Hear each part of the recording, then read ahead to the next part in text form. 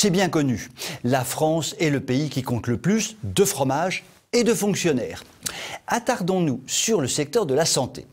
Pour la seule Direction générale de la santé, l'on compte 2000 employés, auxquels se rajoutent 8000 employés pour les agences régionales de santé, les très fameuses ARS. 10 000 braves gens, employés à quoi au fait ? On se demande bien, mais ils sont sûrement over-débordés surbookés, puisque Macronor, prince de la Covidie, a décidé de leur coller en renfort les services du cabinet de conseil américain McKinsey. Allez, hop, une armée de consultants armés de MacBook jusqu'aux dents, au turbin. Tout ça pour régler la stratégie vaccinale que les 10 000 individus précités, financés sur les deniers publics, sont bien incapables d'orchestrer à eux tout seuls. Il n'y a pas à tortiller, on nous prend pour des billes. À quoi cela sert-il de payer des impôts pour rémunérer des fonctionnaires qui visiblement ne font pas le boulot, si c'est pour en payer encore plus et aller engraisser un cabinet étranger qui n'a pas besoin de ça pour boucler ses fins de mois? Le Macron, manifestement, déraille grave. Tu dérailles grave, mecton.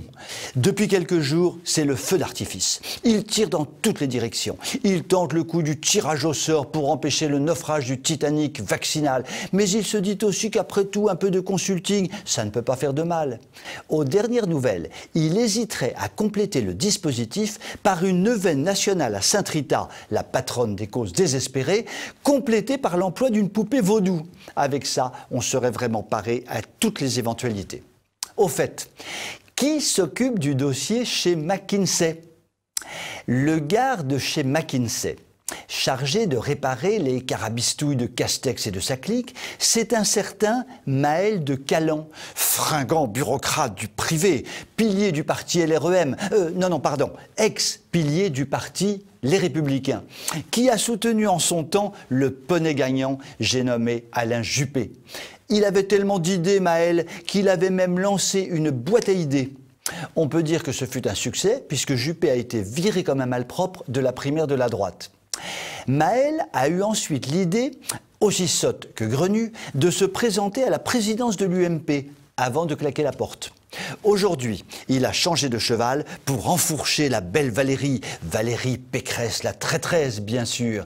Elle qui a fondé son parti libre, rêve de refonder la droite en la fondant dans le grand tout macroniste. Et elle aura bien besoin du petit Maël, fier d'être macro-compatible pour y arriver.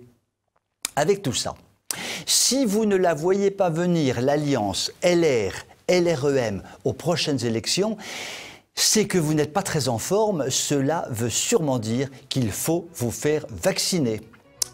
Je vous souhaite une très bonne soirée.